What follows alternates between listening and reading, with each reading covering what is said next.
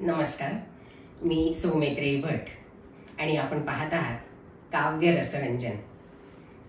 चारधाम यात्रा एक विलक्षण अनुभव या मालिके अंतर्गत आज तिसरा भाग आपल्या समोर सादर करताना मला अतिशय आनंद होत आहे.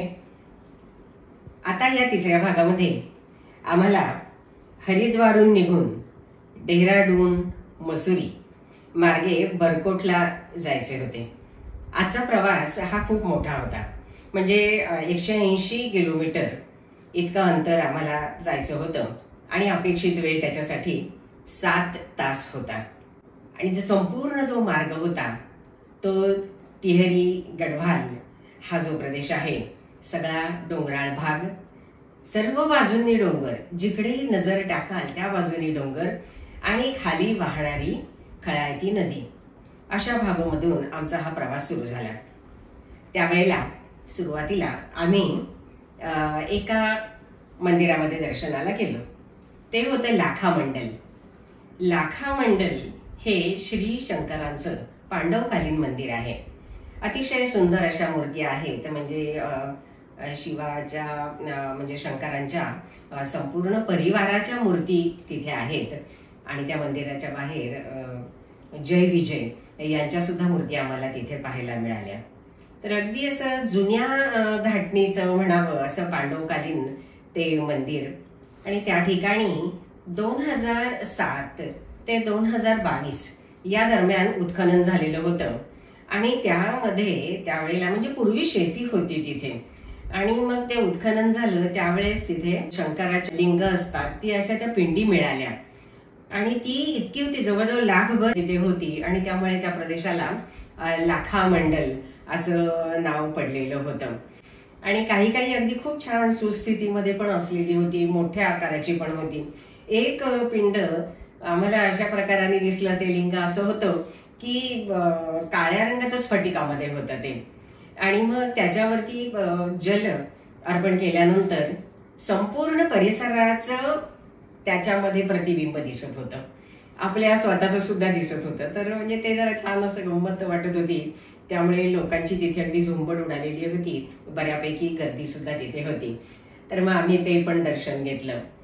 आणि दुसरी गोष्ट म्हणजे की अशी तिथे कथा सांगितली गेली की पांडवांना लक्षागृहामध्ये ठेवलेलं होतं आणि त्यांना तिथे म्हणजे जाळण्यात आलं की तिथे पांडव आहेत असं समजून त्यांना जाळण्यात आलेलं होतं. पण पांडवांना या सगळ्या प्रकाराची आधी कल्पना होती, त्यामुळे त्यांची सुटका त्यांनी करून घेतलेली होती. आणि ज्या भुयार खणून डोंगराच्या दुसऱ्या भागामधनं ते बाहेर पडलेले होते. तर डोंगराच्या ज्या भागामधनं ते बाहेर पडले तर ती गुफा सुद्धा आम्ही तिथे पाहिली.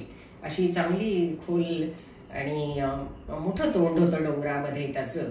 तर तिथून त्यांनी आपल्या सुटकेचा जो मार्ग होता तो तिथून त्यांनी काढलेला होता. तर हे जे मंदिर होतं त्या मंदिरामध्ये आम्ही सगळ्यांनी दर्शन घेतलं.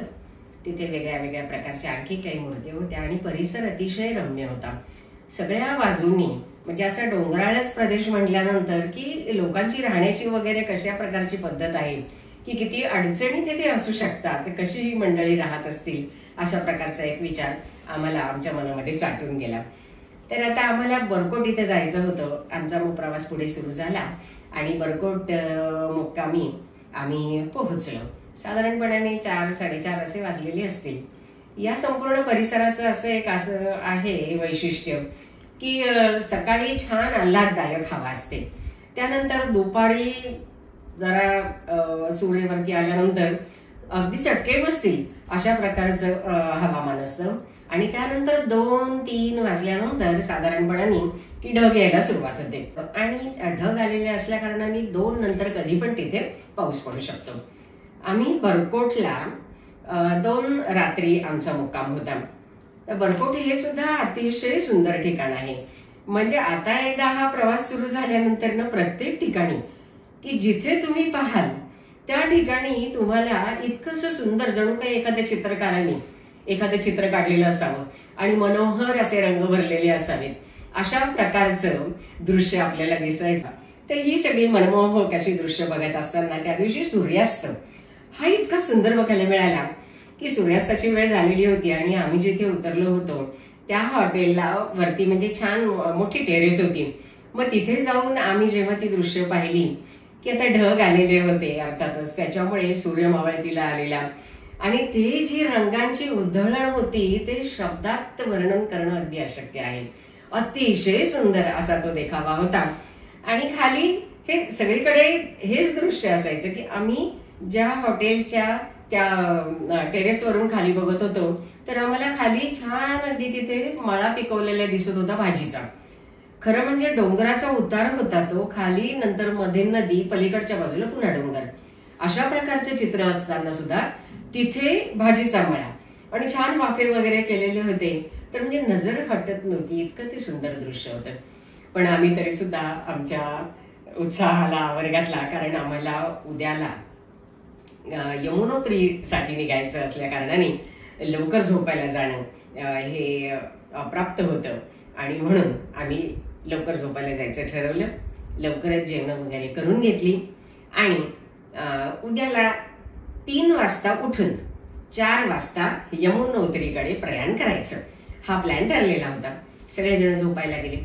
झोपायला गेल्यानंतर मग सगळ्यात एक महत्वाचं काम करायचं. मग उद्याची जी सॅक, पाठीवरची बॅग जी न्यायची होती तिच्यामध्ये कोणत्या कोणत्या वस्तू घ्यायला हव्या आहेत त्या सगळ्या मोठ्या बॅगेमध्ये म्हणजे सुटकेस मधून बाहेर काढून ठेवलेल्या होत्या. अगदी आठवणीने सगळ्या वस्तू न्यायला पाहिजे होत्या, कारण आमचं उद्याचं जे ठिकाण होतं यमुनोत्री धाम हे या 4 धाम यात्रेमधलं पहिलं धाम, तिथे आम्ही जाणार होतो आणि अतिशय उंचावरती. तर या इतक्या उंचीवरती जात असताना थंडी असणारच होती.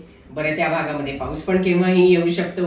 आणि मग सॅकमध्ये ज्या भरून घ्यायच्या वस्तू होत्या त्या सुद्धा महत्वाच्याच होत्या की थर्मास, मुख्य म्हणजे पाण्याचा, गरम पाण्याची गरज पडणार होती. त्यामुळे ते आदल्या दिवशी रात्रीच म्हणजे जेवण ज्या वेळेला झालेलं होतं त्याच वेळेला हॉटेलमधून थर्मास गरम पाण्याचा भरून घेतलेला, एक साध्या पाण्याची बाटली, कारण ते पण लागणार होतं आणि मध्ये आधी पाणी तिथे मिळत नाही किंवा म्हणजे मिळतं पण उगीच 150-200 किती पण त्याला आपल्याला पैसे भरावे लागतात. आणि साहजिक आहे की इतक्या दुर्गम ठिकाणी या वस्तूंची उपलब्धता ही फार कठीण असतं म्हणजे एकूणात. त्यामुळे आम्ही हे सगळं बरोबर घ्यायचं ठरवलेलं होतं. त्यानंतर मास्क, की तिथे प्रचंड वारा असणार होता इतक्या उंचीवरती गेल्यानंतर. तर जो एक फेस मास्क होता तो खूप छान म्हणजे मिळालेला होता, असं की त्यांनी फक्त डोळे उघडे राहत होते. कान, नाक, तोंड, गळा, मान हे सगळं कव्हर होत होतं. म्हणजे नाकाच्या ठिकाणी अशी बारीक जाळी त्याला. त्यामुळे तो मास्क म्हणजे इतका उपयोगी पडला. तो मास्क बरोबर अगदी आठवणीने घेतला. त्यानंतर हँड ग्लोव्ज वगैरे ते पण घेतलेले होते. अशा प्रकाराने आणि सगळ्यात महत्वाचं म्हणजे भीमसेनी कापूर, कारण जितकं उंचावर आपण जातो तितकं प्राणवायूची कमतरता आपल्याला जाणवायला लागते आणि मग भीमसेनी कापूरचा आम्हाला तिथे उपयोगी होणार होता. त्यामुळे तो पण जवळ अगदी हाताशी ठेवला. आणि एरवीचं म्हणजे सॅनिटायझर्स वगैरे किंवा फेस मास्क हे तिथे गरजेचे असतात आणि हे कायमस्वरूपी आपल्या जवळ असतंच. तर या सगळ्या वस्तूंची तजवीज करून झोपलो आणि झोपलो म्हणता म्हणता उठलो पण, कारण 3 वाजता उठून आम्ही 4 वाजता आपापल्या गार्डनमध्ये जाऊन बसलेलो होतो. आता 4 वाजता आम्ही जे निघालो ते जानकी चट्टी या ठिकाणी जाण्यासाठी, म्हणजे ते एक 40 किलोमीटरचं अंतर आम्हाला पार करून जायचं होतं. आणि मग जानकी चट्टीला आल्यानंतर तिथून पुढे चढायला सुरुवात होणार होती यमुनोत्री धामासाठी म्हणून. तर आता वरती जाताना काही मंडळी आमच्यापैकी ही पायी जाणार होती आणि जवळजवळ अर्धी मंडळी ही डोली करून जाणार होती. तिथे डोलीचा किंवा आणखी पण इतरही म्हणजे घोडे, पिट्टू अशा प्रकारे उपलब्धता तिथे असू शकते. तर आपल्या आपल्या चॉईस प्रमाणे आपण त्यांनी जाऊ शकतो वरती. आणखी एक गोष्ट म्हणजे वरती गेल्यानंतर तुम्हाला दर्शन झाल्यावरती लगेचच परत यावं लागतं. तिथे मुक्काम करण्याची वगैरे काही सोय नाहीये. त्यामुळे की जसे जाऊ त्याच पद्धतीने आपण परत येऊ शकतो. आणि मग चालणारे जे लोक असतात त्यांच्यासाठी आणखी एक महत्वाची गोष्ट म्हणजे काठ्या, त्या तिथे मिळतात. म्हणजे ज्या वेळेला आपण चढायला सुरुवात करतो तर तिथे ते लोक बसलेले असतात आणि मग त्यांच्याजवळ त्या काठ्या असतात, तर त्या काठ्या घ्यायच्या. पण आम्ही मात्र आमच्या बरोबर फोल्डिंग स्टिक्स त्या घेतलेल्या होत्या आणि त्या आपल्याला कसं की म्हणजे एरवी सुद्धा अगदी हँडी असतात की त्याचे फोल्डिंग त्याची घडी होऊ शकते आणि कॅरी करायला सोप्या. प्रवासामध्ये सुद्धा आपल्या सुटकेसमध्ये त्याची घडी बसू शकते. त्यामुळे तो एक खूप आम्हाला छान त्या काठ्यांचा उपयोग झाला त्या ठिकाणी. आणि कुठे ना कुठे चालावं हे लागतंच, आणि कुठंही चालताना चढाचाच भाग असतो. तर आता जानकी चट्टीवरती आम्ही आलो. त्यानंतर आम्ही डोलीची चौकशी केली. आमच्यापैकी घोड्यावरून कोणीच जाणार नव्हतं, म्हणजे काही जणांनी पायी जाण्याचं ठरवलेलं होतं, ते पायी निघाले आणि आम्ही डोलीमध्ये बसून पुढे निघालो. आता या ठिकाणी ज्या वेळेला आपण चढायला सुरुवात करतो तर त्याच्या जस्ट अलीकडे संपूर्ण आपली जी काही माहिती आहे, ओळखपत्र, कागदपत्र, या सगळ्याची पडताळणी ही होते, नोंद केली जाते की कोण कोण मंडळी वरती गेलेली आहेत. आणि मग अशा प्रकाराने ते सगळे सोपस्कार झाल्यावरती आम्ही मार्गाला लागलो. आणि मग चढ जो होता खऱ्या अर्थाने चढायला सुरुवात झाली. जो रस्ता आहे तिथे बांधलेला तो बांधीव आहे, म्हणजे तसं जर पाहायला गेलं तर, आणि खूपच चढाचा असा भाग आहे. या चढावरून चालत असताना आणखी एक गोष्ट अशी लक्षात आली की असा नुसता उभा चढ नाहीये, तर काही ठिकाणी पायऱ्या सुद्धा आहेत, लांब लांब अंतरावरनं पायऱ्या, आणि त्या सुद्धा उंच आहेत. म्हणजे ज्या वेळेला आम्ही चढत होतो त्या चढावरून तर त्यावेळेला घोडे, त्यानंतर आमची डोली, पिठ्ठूवाले पण होते, हे सगळेजण अगदी त्यांना सराव असल्या कारणाने छान व्यवस्थित एकदम स्पीडमध्ये चाललेले होते. आणि त्यांना त्याचं काही असं नाविन्य नव्हतं. पण आम्हाला मात्र भीती वाटत होती की अरे आपल्याला त्या घोड्याचा धक्का लागेल का, किंवा आपल्या या डोलीचा जो दांडा असतो त्याचा कुणाला धक्का लागेल का, किंवा ते घोडे सुद्धा चालताना त्यांच्या ज्या पायाचा टपटप आवाज यायचा आणि कधीतरी ते घसरायचे, पण लगेचच ते सावरून पुढे जायचे. म्हणजे आम्हाला या गोष्टीचं इतकं नवल वाटत होतं. आणि हे जे डोलीवाले होते ते एक डोली 4 जणांना, जे 4 जण नेतात, तर त्या 4ही जणांची पावलं जी काही अशी एका शिस्तीत पडत होती ते सुद्धा बघताना फार नवल वाटत होतं. आणि या सगळ्यांच्या घाई गर्दीमध्ये जे पायी चालणारे होते लोक त्यांची मात्र अक्षरशः दमछाक होत होती. एक तर उभा चढायचा मार्ग, आणि दुसरी गोष्ट म्हणजे आता हे आमचं पहिलं धाम सुरू झालेलं होतं, म्हणजे मग चढाईचा जो अनुभव तो त्या यात्रेमधला पहिलाच अनुभव होता. त्यामुळे सगळ्यांना सराव होईपर्यंत थोडंसं कठीण जात होतं. आणि चढ असल्यामुळे अक्षरशः धापा टाकत अशी ही मंडळी वरती चढताना दिसत होती. पाऊसही पडून गेलेला होता रात्री तिथे भरपूर, आणि घोडे चाललेले असताना घोड्यांची जी लीत पडते त्यामुळे सुद्धा नाही म्हटलं तरी तो निसरडा रिपरिपीट अशा प्रकारचा झालेला होता. तर ही सगळी मंडळी अशा प्रकाराने पुढे निघालेलो होतो आम्ही. आणि मग एकदा का या सगळ्याला आम्ही सरावलो त्यानंतर नजर सगळीकडे फिरायला लागली की काय सुंदर देखावा दिसत होता. आमच्या डाव्या बाजूला संपूर्ण उभा डोंगर, उजव्या बाजूला खाली दरी, आणि त्याच्या पलीकडे पुन्हा डोंगर. पलीकडच्या बाजूला छान हिरवाई दिसत होती, हिरवी झाडं दिसत होती. परंतु डाव्या बाजूला मात्र अगदी असे कडे कपारी किंवा इतका असा म्हणजे तो धारदार असा डोंगर दिसत होता की चुकून जर कोणाचं डोकं लागलं तिथे चालताना वगैरे तर खरंच जखम होऊ शकेल की काय, अशा प्रकारची सुद्धा भीती वाटत होती.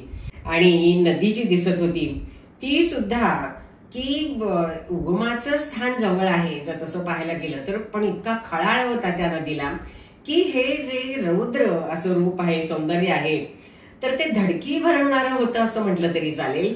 आणि त्याच वेळेला आपल्याला मनामध्ये म्हणजे असं आकर्षण पण खूप वाटत होतं की इकडे पाहू का तिकडे पाहू, आपले 2 डोळे आपल्याला कमी आहेत हे सगळं सौंदर्य बघत असताना, असं काहीशी आमची मनामध्ये स्थिती झालेली होती. आणि जसं जसं अधिक उंचावरती आम्ही जात होतो तसं तसं आम्हाला आता म्हणजे जाणवायला लागलं होतं की प्राणवायूची कमतरता जाणवते असं म्हणतात. पण आम्ही सगळ्यांनी हाताशी भीमसेनी कापूर तो ठेवलेला होता आणि मग सारखा तो नाकाशी घेऊन म्हणजे रिलॅक्स वाटत होतं, त्यामुळे की खूप उपयोग झाला त्याचा. आणि मध्ये म्हणजे रस्त्यामध्ये आम्हाला एक काळभैरवाचं मंदिर लागलं, तर तिथे पण मग दर्शन घेतलं. आणि तिथे एक अशी पाटी होती लिहिलेली की यहाँ पर ऑक्सिजन निःशुल्क उपलब्ध है, म्हणजे आजूबाजूचा परिसर ते तिथलं नैसर्गिक सौंदर्य वगैरे पाहत असताना. पण वरती जाताना आपल्याला ते जाणवतं. आणि दुसरी गोष्ट म्हणजे की धाप लागते चढत असताना, जे पायी चढत असतात मंडळी, त्यामुळे जो दम लागतो त्यामुळे आपल्याला अवघड वाटतो चढाईचा जो प्रवास असतो तो. पण त्यावेळेला आजूबाजूचं जे सौंदर्य आहे त्याकडे लक्ष गेल्यानंतर आपला जो शीण भाग जो आलेला असतो सगळा, तो सगळा नाहीसा होतो.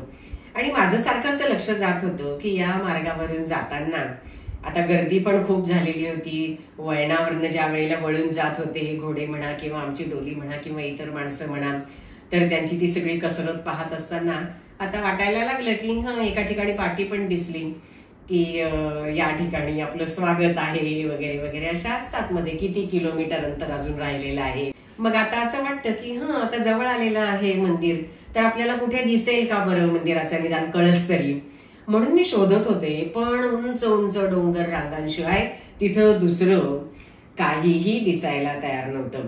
आणि मग असं करता करता अचानक एकदम समोर मंदिराचा कळस दिसला.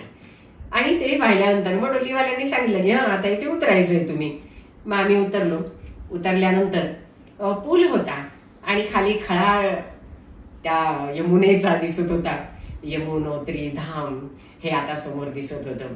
अगदी मला इतकं म्हणजे भरून आलं होतं की खरंच मी मनामध्ये असा विचार नव्हता केला कधी की मी इतक्या या अवघड कठीण या मार्गावरनं जाऊ शकेन का, मला इथे जाता येईल का, अशा प्रकारची माझ्या मनामधली जी एक शंकेची असती अवस्था होती.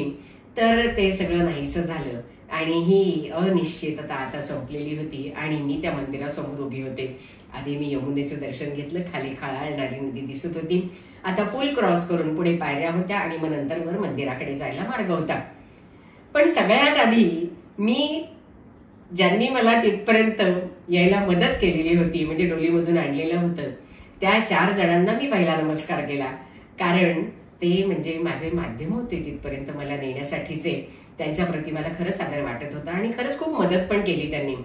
त्या ठिकाणी पोहोचल्यानंतर सुद्धा त्यातले 2 जण डोलीपाशी थांबले आणि 2 जण माझ्या बरोबर आले आणि त्यांची अगदी माझी सॅक वगैरे घ्यायची सुद्धा तयारी होती की चला मॅडम तुम्ही काही नका जवळ ठेवू तुमच्या, आम्ही तुम्हाला दाखवतो कसं कसं जायचं. आणि मग त्यांनी सांगितलं की आधी कुठे जायचं कसं जायचं. मग त्याप्रमाणे मी पुढे गेले. आधी तिथे निवांत त्या पुलावर उभं राहून मी यमुनेचं दर्शन घेतलं, मंदिराकडे पाहून मंदिराचं दर्शन घेतलं. तो परिसर अगदी मनामध्ये असा पूर्णपणाने ठसलेला होता. मग नंतर डोलीवाल्यांनी सांगितलं त्याप्रमाणे पुढे जाऊन कुंड आहेत तिथे गरम पाण्याची. तर एक जे कुंड आहे तिथे जरा बेतानी गरम असतं पाणी आणि नंतरचं आहे तिथे खूप गरम असतं. आणि मी तिथे फक्त पाय धुतले, डोळ्याला पाणी लावलं, डोक्यावरती थोडंसं पाणी घेतलं आणि पुढे जे अगदी जास्त उष्ण असं पाण्याचं जे कुंड होतं त्या ठिकाणी मी गेले. त्या ठिकाणी गेल्यानंतर तिथे अशी छान त्यांनी सोय केलेली आहे की काठ्या वगैरे लावलेल्या आहेत आणि मग तिथे आपण आपल्या बरोबर जो तांदूळ घेऊन गेलेलो असतो तर तिथे तो भात शिजवून मिळतो. मला डोलीवाल्यांनी सांगितलं की तुम्ही इथे आधी जा, इथे आधी दर्शन घ्या, तिथे ते तांदूळ शिजवून घ्या आणि मग तिथे पंडितजी वगैरे असतात, मग त्यांचं मंत्रोच्चार वगैरे सगळं छानपैकी व्यवस्थित आपल्याकडनं पूजा करून घेतात. म्हणजे यमुनोत्रीचं ते पहिलं दर्शन झालं. मग तिथे तांदूळ शिजवून घेतल्यानंतर मग पुढे मंदिरामध्ये जाऊन तिथे 2 मंदिरं आहेत, त्या दोन्ही मंदिरात जाऊन आणि छानपैकी दर्शन पण झालं. माझं नशीब इतकं बलवत्तर होतं की अजून तिथे लोकांची गर्दी नव्हती झालेली. आमच्या ग्रुपमध्ये सुद्धा मीच तिथे पहिली जाऊन पोहोचलेले होते. पण मग दर्शन वगैरे घेऊन अगदी मनाचं समाधान झालं, ओटी भरली आणि मग तो जो तिथे भात वगैरे तांदूळ शिजवून घेतलेले होते ते देवीपाशी ठेवले. त्यानंतर प्रसादासाठी म्हणून ते घरी घेऊन यायचे होते. मग त्याप्रमाणे ते घेऊन मी आता आजूबाजूचं तिथलं दृश्य बघायला लागले की फार सुंदर असा देखावा होता. मंदिर खूप असं प्रचंड मोठं असं नाहीये पण खूपच छान आहे. आणि तिथून अजून वर जाऊन आपल्याला साधारणपणे काही मैल अंतरावरती जावं लागतं आणि मग तिथे खरा यमुनेचा जो स्रोत म्हणजे ज्याला आपण उगमस्थान म्हणू मुख्य, तर ते तिथे आहे. तर चंपासर ग्लेशियर असं त्या ठिकाणाचं नाव आहे. म्हणजे तिथे जी मंडळी जातात त्यांना असे मैलोगंटी पसरलेले ग्लेशियर तिथे दिसतात. आता सुद्धा आम्हाला या क्षणी तिथे भरपूर म्हणजे जे बर्फाच्छादित पर्वतांची जी शिखरांची रांग ही दिसत होती. पण आम्ही चंपासर ग्लेशियर पर्यंत नाही जाऊ शकलो, कारण ते खूपच दुर्गम असं ठिकाण आहे. त्यामुळे सर्वसाधारणपणाने लोक 4 पावलं त्या दिशेने चालतात आणि मग नंतर आपला परतीचा प्रवास सुरू करतात. म्हणजे सूर्यकुंड, गौरीकुंड, नंतर ते पवित्र शिलाखंड, त्या मंदिरामध्ये मग परिसरामध्ये फिरून सगळ्याचं दर्शन घेऊन आणि मग आता परत निघायचं होतं. आणि मग तिथे गेल्यानंतर की अग्निदेवानी, तिथे आम्हाला एक अशी म्हणजे मान्यता आहे किंवा एक कथा आहे सांगितली गेली की अग्निदेवानी तिथे येऊन मोठी कठीण अशी तपश्चर्या केलेली होती आणि त्यांना दिक्पालाचं पद तिथे मिळालेलं होतं प्रसाद म्हणून. आणि मग तेच तिथे गरम पाण्याचं कुंड म्हणून ओळखलं जातं. म्हणजे अग्नीचा तिथे वास आहे थोडक्यात. मग आता हे सगळं की 4 धाम यात्रेमध्ये मग यमुनोत्री धाम जे आहे ते दर्शन आज आमचं झालं की हे पहिलं धाम आहे. पण मग हेच धाम प्रथम का करायचं, असा एक प्रश्न माझ्या मनामध्ये होता. आणि मग यमुना मातेचं महात्म्य नेमकं काय आहे हा सुद्धा माझ्या मनामधला प्रश्न होता. तर उत्तराखंडला देवभूमी, स्वर्गभूमी असं का म्हणतात, तर याचं कारण म्हणजे या पवित्र भूमीमध्ये म्हणजे केवळ ऋषी मुनी यांनीच फक्त वास केला असं नाही, तर प्रत्यक्ष देव तिथे उतरलेले होते. त्यांनी तिथे निवास केलेला होता आणि त्यामुळे त्यांनी जर का त्यांच्या निवासासाठी हे ठिकाण निवडलेलं होतं तर ते स्वर्गापेक्षा कमी नाहीच म्हणता येणार की नाही. म्हणूनच त्याला स्वर्गभूमी असं म्हटलं जातं. आणि त्याच्याशिवाय थोडीच काय, एवढी दररोज हजारोंनी तिथे लोक जात असतात. त्यांच्या मनामधली भक्ती आहे हे पण खरं आहेच आहे. कितीतरी अडचणींना तोंड देऊन लोक तिथपर्यंत जातात. काही जणांच्या मनामध्ये मात्र भक्तीचा भाव असतो तो कमी असतो आणि मग दुसरा म्हणजे ऍडव्हेंचर, याच्यामध्ये त्यांना रस असतो. तर ही जी सुंदर दुर्गम ठिकाणी असलेली स्थळं आहेत ही मनाला मोह पाडणारी आहेत. आणि शास्त्रानुसार या धामाला यमुना मातेचं निवासस्थान म्हणून मान्यता आहे, म्हणून महत्व आहे. पांडवांनी सुद्धा 4 धाम यात्रेची जी सुरुवात केलेली होती तर ती याच ठिकाणाहून केलेली होती. आता जर आपण नकाशा पाहिला ना की म्हणजे भौगोलिक रचना लक्षात येण्यासाठी म्हणून जर नकाशा पाहिला तर डावीकडे आधी यमुनोत्री, त्यानंतर गंगोत्री, त्यानंतर केदारनाथ आणि नंतर बद्रीनाथ. हा नकाशा पाहिला तर आपल्या लक्षात येईल. एक चढाई पूर्ण केली की उतरून पुढली चढाई असा प्रवास होतो. म्हणजे शेवटी हा असा प्रदक्षिणा मार्गच हा आता नकाशा आहे बघा इथे, त्यावरून आपल्या सगळ्यांच्या लक्षात येईल. अशा प्रकारे हा प्रदक्षिणा मार्ग पूर्ण होतो. पांडवांच्या काळापासून 4 धाम यात्रेचा शुभारंभ यमुनोत्री पासूनच होतो. यमुनोत्री उत्तराखंडमधील उत्तरकाशी जिल्ह्यात आहे. समुद्र सपाटीपासून 3235 मीटर इतकी त्याची उंची आहे.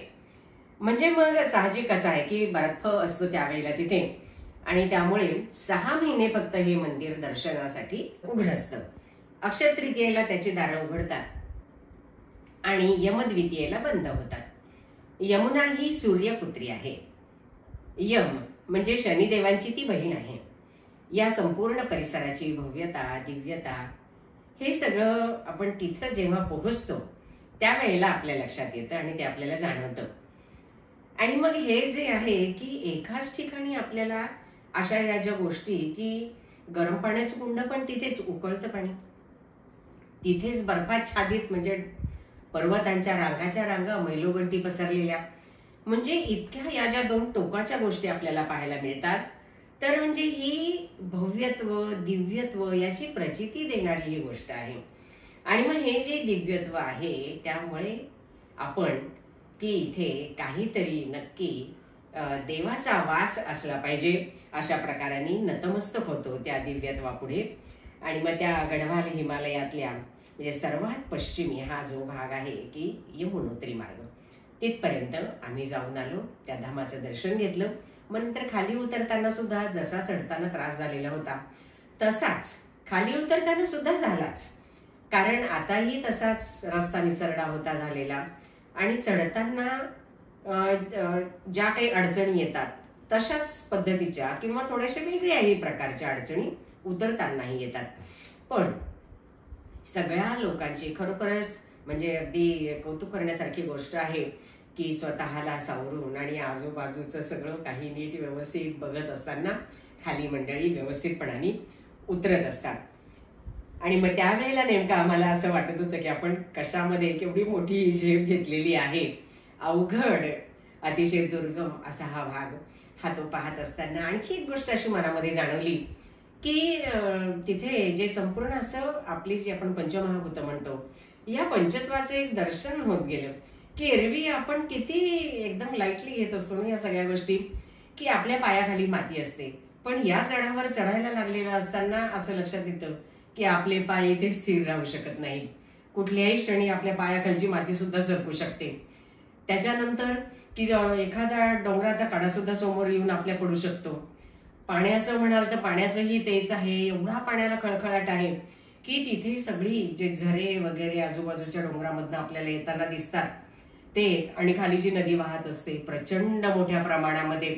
तर हे सगळं बघत असताना तिथे जर आपण म्हणू की आता तहान लागली आणि मी इथलं पाणी पिईन म्हणून, तर इतकं थंडगार बर्फासारखं पाणी असतं.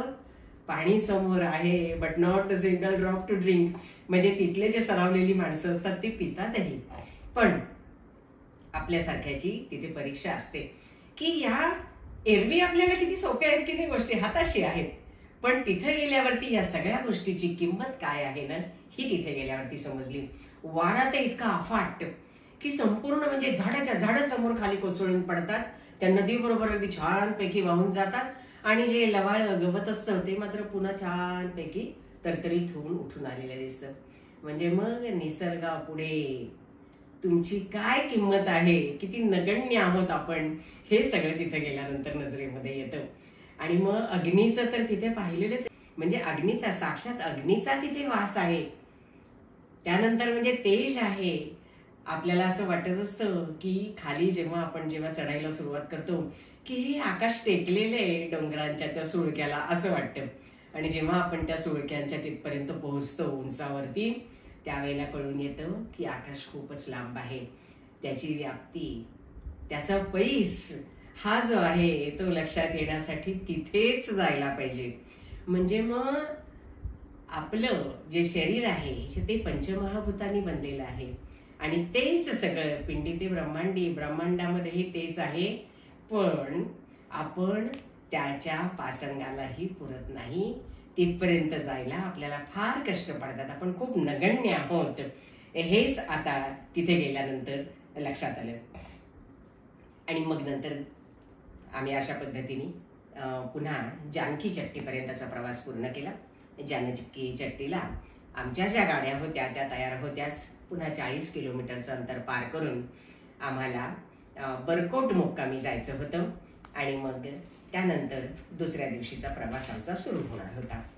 रात्री झोपताना सगळेजण एवढे दमलेले होते, चालणारी मंडळी तर खूपच दमलेली होती, आणि त्यामुळे खूप पटकन झोप लागली. पण झोपेच्या क्षणापर्यंत ते यमुनेचं जे दर्शन झालेलं होतं, ती यमुना माता मात्र नजरेसमोरून क्षणमात्र दूर होत नव्हती. तिचं काव्यामध्ये जे काही ती उतरलेली आहे, बघूया. श्री यमुनोत्री दर्शन. जी कल्पनाही नव्हती माझ्या मनी कधीही, ते भाग्य पदरी पडले विश्वास बसत नाही. दुर्गम कितीही यात्रा हे सर्व ज्ञात होते, सारून दूर शंका मन ओढ घेत होते. तुम्ही ठरविणारे आहात कोण येथे, तुम्ही ठरविणारे आहात कोण येथे, ज्याच्या हातात सूत्र दिसतो न मात्र कोठे. गीता ठसे मनात ऋषिकेश साक्षी होता, गीता ठसे मनात ऋषिकेश साक्षी होता. शरणागतास हाती तो धरुनी नेत होता. कितीदा धरून गेले अदृश्य हात त्याचा, सांगू कशी तुम्हाला मम तो कडीच वाचा. सारून वयमनीचे निशंक हो म्हणाला, नामस्मरण वाचे देईल शक्ती तुझला. पहाड गगन चुंबी वेगात जाई सरिता. साक्षात नजरबंदी रविराज करीत होता. क्षणी सौम्य रूप त्याचे बदले कसे अफाट. रुद्रास पाहुनी त्या मनी जाहली पहाट. ती सूर्यपुत्री यमुना भगिनी असे यमाची. पाहून उगमस्थान भीती सरे तमाची. आता परिक्रमेची सुरुवात आज झाली. तम दूर दूर सरला उजळून या मशाली. तम दूर दूर सरला उजळून या मशाली. धन्यवाद. यमुना मातेच्या या स्तवनाबरोबरच आज आपला निरोप घेते आहे. पुन्हा पुढील भागामध्ये लवकरच भेटण्यासाठी. तोपर्यंत विराम घेऊया. आणि हा जर भाग आपल्याला आवडला असेल तर नक्कीच आपण तो शेअर करा, लाईक करा आणि सबस्क्राईब करायला विसरू नका. नेहमीप्रमाणे खाली बॉक्समध्ये पूर्ण कविता दिलेली आहे. तिचा पण पुन्हा एकदा आपण आस्वाद घेऊ शकाल. धन्यवाद. पुन्हा लवकरच भेटूया पुढच्या भागात.